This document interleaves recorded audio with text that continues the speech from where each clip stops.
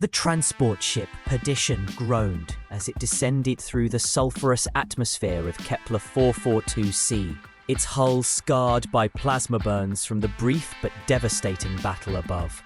Captain Sarah Chen pressed her face against the reinforced viewport, watching the alien landscape unfold below. Endless crimson plains dotted with towering spires of black glass. A world painted in shades of rust and shadow. Final approach to the surface, announced the ship's AI in its maddeningly calm voice. Estimated survival time for human colonists, 72 hours. Chen's jaw tightened. 72 hours. The hegemony's gift to humanity, a slow death on a world they designated as unsuitable for civilized life. Behind her, 300 souls shifted nervously in their restraints, the last survivors of humanity's failed rebellion against the galactic empire that had conquered Earth 6 months ago. The hegemony called it mercy. Chen called it execution with extra steps. The landing was violent, the ship's damaged systems struggling against the planet's crushing gravity, nearly twice Earth's standard. As the engines finally died, Chen stood before her people, studying their faces. Scientists, soldiers, farmers, children, refugees who dared to dream of freedom and now faced exile on a world designed to kill them. "Listen up," she said, her voice carrying the authority of someone who'd led evacuation fleets through hegemony blockades. "They sent us here to die. They think we're soft, think we'll break against the first storm or predator attack. They're about to learn why humans earned the nickname cockroaches in the old war stories." A nervous chuckle rippled through the crowd. Dr. Marcus Webb, the expedition's xenobiologist, raised his hand. "Captain, the atmospheric readings are challenging. High radiation, toxic sulfur compounds, and the local ecosystem appears to be apex predator heavy." "Good," Chen replied, surprising him. "That means it's not completely barren. We can work with apex predators. It's the empty worlds that kill you." The first week was hell. The crimson plains stretched endlessly in all directions, broken only by the glass spires that hummed with an energy that made their teeth ache. The air burned their throats despite the filtration masks, and the gravity turned simple tasks into exhausting ordeals. 3 colonists died in the first 48 hours, 1 from equipment failure, 2 from what appeared to be environmental poisoning. But on the 8th day, everything changed. Dr. Sarah Kim, the geologist who'd spent years studying extremophile bacteria, was examining soil samples when she made the discovery. "Captain," she called over the comm, her voice tight with excitement. "You need to see this." Chen found her hunched over a microscope in the hastily assembled lab tent, her hands shaking with caffeine and adrenaline. "The soil isn't just toxic," Kim explained. "It's alive. And I mean really alive. There's a symbiotic network of microorganisms that's been processing heavy metals and radiation for what looks like centuries." "What does that mean for us?" "It means," Kim said with a grin that reminded Chen why she'd handpicked this woman for the expedition, "that we're not just survivors. We're potential partners." A story of human resilience and ingenuity. Hit that subscribe button and let us know in the comments what your favorite sci-fi movie is. I'd love to hear which stories inspire you to dream of the stars. The breakthrough came when 10-year-old Emma Rodriguez, daughter of the expedition's head engineer, did what children do best. She ignored the adults and started playing in the dirt. Within hours, the strange red soil had begun to change color around her, shifting from rust to deep amber. When Dr. Kim investigated, she found that Emma's skin bacteria had somehow triggered a response in the planetary microbiome. "Tribe Claire, it's incredible," Kim breathed, watching microscopic readouts dance across her screen. The planetary organism is trying to communicate. It's been isolated for so long that it's desperate for contact with new biological systems. What followed was the most delicate first contact in human history. Not with a starfaring civilization, but with an entire world. Working with Emma as an unlikely translator, the scientists discovered that Kepler 442c wasn't just alive, it was intelligent. A planetary consciousness born from billions of years of microorganisms working in harmony. The world had been waiting. The hegemony, in their arrogance, had classified it as a dead world with hostile chemical composition. They'd never thought to look deeper, never considered that what they saw as poison might be a planet's attempt to protect itself from exploitation. But humans were different. Humans had spent millennia learning to cooperate with hostile environments, to find symbiosis where others saw only conflict. And this planet, desperate for companionship after eons of solitude, welcomed them with open arms. The changes started small. Plants that had been withering in the toxic soil suddenly flourished. The air became breathable in areas where colonists worked closely with the planetary consciousness. Food crops, genetically modified to survive in extreme conditions, began producing yields that defied every agricultural model. Captain Chen watched it all with growing amazement and a tactical mind that was already thinking 3 moves ahead. If they could establish a true partnership with this world, they wouldn't just survive, they'd thrive. But more importantly, they'd have something the hegemony had never encountered: a planetary ally. The test came sooner than expected. 6 months after the initial landing, hegemony probe ships appeared in orbit, conducting what they called a routine extinction verification. Standard procedure was to confirm that exiled species had died off as expected, then classify the world for future exploitation. But what they found defied their understanding of xenobiology. The human settlement hadn't just survived, it had integrated with the planetary ecosystem in ways that seemed impossible. Their sensors showed massive bioengineering projects, atmospheric processors that worked in harmony with native systems, and energy signatures that suggested technology far beyond human capabilities. The probe commander, a crystalline being from the hegemony's ruling caste, transmitted a demand for explanation. How had a primitive species not only survived, but apparently thrived on a world that should have killed them in days? Chen's response was beautifully simple. We asked nicely. The real answer was more complex. Over the months, human ingenuity had combined with the planet's vast biological network to create something unprecedented. The glass spires weren't just geological formations. They were the planet's nervous system, a crystalline network that could process information at quantum speeds.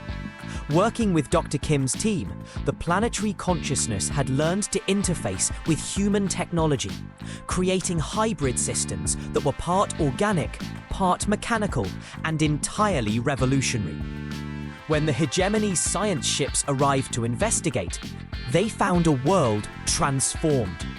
The humans had built cities that grew rather than being constructed, transportation networks that were alive, and defensive systems that were integrated into the very bedrock of the planet.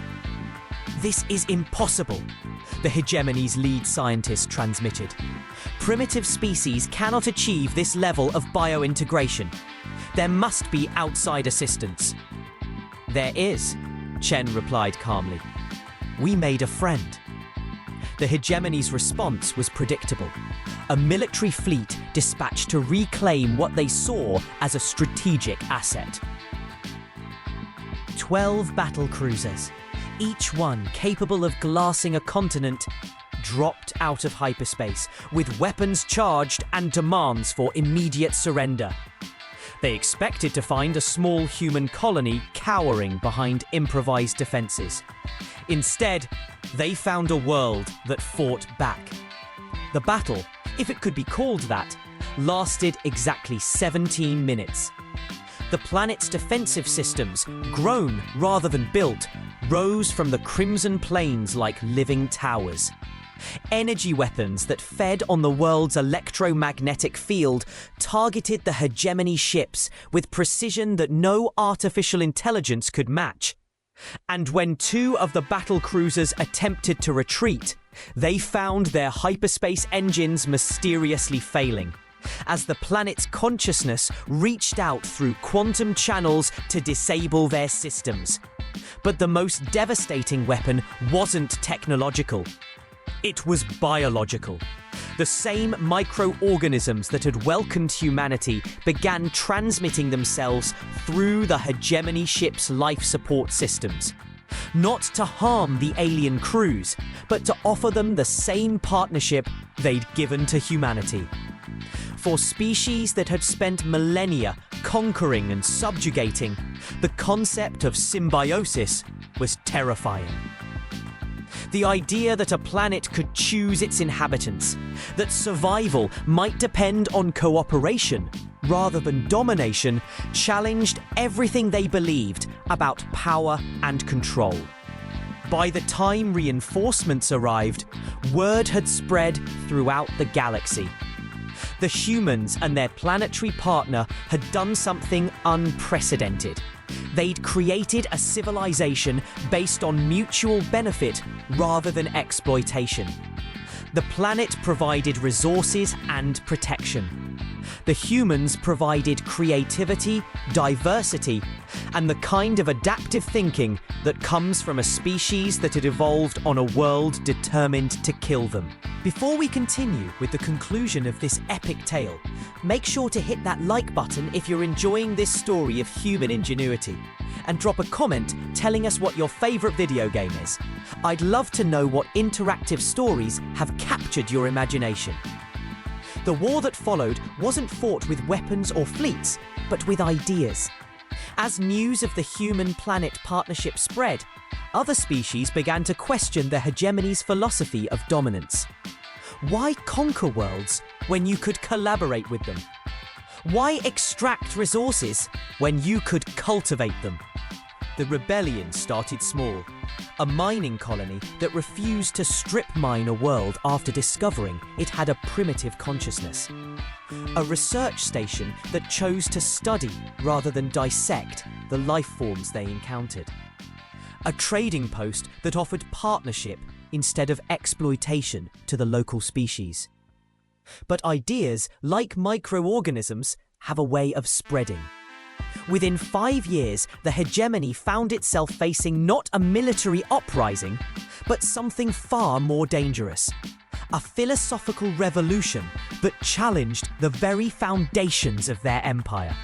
Captain Chen, now bearing the title of Ambassador to the Planetary Consciousness, stood in the Great Hall of New Symbiosis, the capital city that had grown from the Crimson Plains through the combined efforts of human creativity and planetary biology. Representatives from hundreds of worlds had gathered for the first Galactic Cooperation Council, a governing body based on partnership rather than domination. "We didn't set out to change the galaxy," she said in her opening address. "We just wanted to survive." But survival, we learned, isn't about conquest or control. It's about adaptation, cooperation, and the willingness to see potential partners instead of obstacles. The hegemony still existed, but as a shadow of its former self. Many of its member species had joined the Cooperation Council, drawn by the promise of sustainable development and mutual benefit. The crystalline beings that had once ruled through fear now found themselves struggling to understand a galaxy where power came not from subjugation, but from collaboration. Dr. Kim, now the head of the Interspecies Symbiosis Institute, often reflected on those first desperate days on the Crimson Plains. "We thought we were being exiled to die," she would tell her students. "Instead, we were being sent to live. The planet was waiting for us, not as conquerors, but as partners. All we had to do was listen." Young Emma Rodriguez, now a teenager and the galaxy's leading expert in planetary consciousness communication, had become something of a legend. She could walk on any world and within hours establish basic communication with its biosphere. Her gift had sparked a new field of science, planetary diplomacy, and opened up possibilities that even the most visionary scientists had never imagined. The Crimson Plains of Kepler 442c still stretched to the horizon, but they were no longer barren. Cities grew like living things, their organic architecture blending seamlessly with the planet's natural systems. Transport networks pulsed with bioluminescent energy, carrying passengers through tunnels that breathed and adjusted to their needs. The glass spires still hummed with power, but now they sang with the voices of 1,000 species, all connected in a network of cooperation that spanned the stars.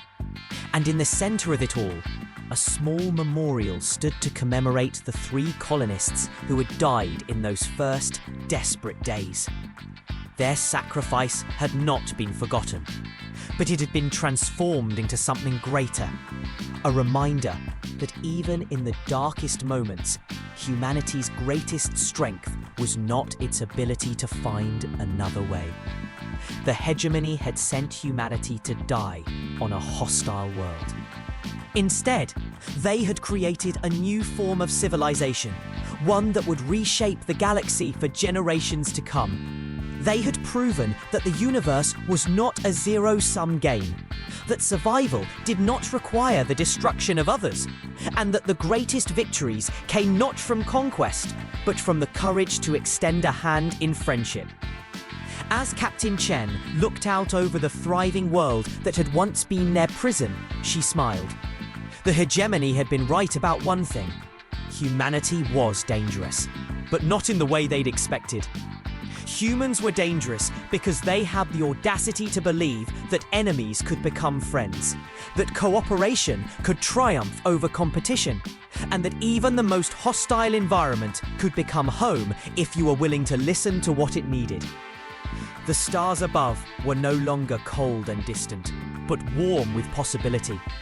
And on the Crimson Plains of a world that had learned to love, humanity had finally found its place in the galaxy. Not as conquerors, but as gardeners, cultivating life and partnership wherever they went. Before we wrap up this incredible journey, don't forget to subscribe to Apex Fleet HFY for more amazing stories of human resilience and ingenuity. And tell us in the comments what your favourite city is, whether on Earth or in your imagination. Every comment helps us build this community of sci-fi lovers. The universe was vast and full of wonders, and humanity had finally learned the secret to exploring it. Not with weapons or conquest, but with open hearts and the infinite patience to listen. The Crimson Fields had taught them that survival was not about being the strongest or the most ruthless, but about being the species willing to ask the most important question in the galaxy. How can we help each other thrive? And in that question, humanity had found not just survival, but its destiny among the stars.